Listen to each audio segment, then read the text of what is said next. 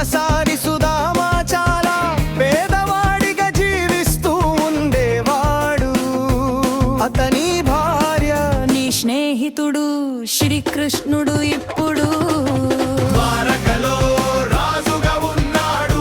ఆయనను కలిసి రావాలి అని చెప్పింది సుధామ. దక్క ఇచ్చేందుకు ఏమీ లేక కొద్దిగా అటుకులు తీసుకుని కృష్ణుడిని కలిసేందుకు వెళ్ళాడు. ద్వారకలోకి వెళ్ళగానే శ్రీకృష్ణుడు తన మిత్రుడిని చూసి ఎంతో ఆనందపడి అతన్ని గౌరవంగా ఆహ్వానించాడు.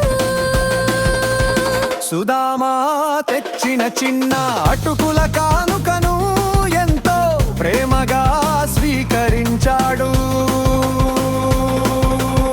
సుధామ తన కష్టాల గురించి చెప్పకుండానే కృష్ణుడు అతని భక్తిని అర్థం చేసుకుని ఆశీర్వదించాడు.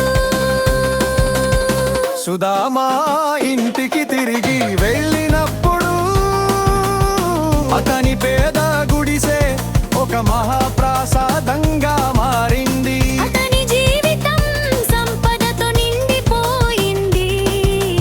ఈ రోజు చేసిన దానం, పూజ, మంచి పనులు అక్షయం.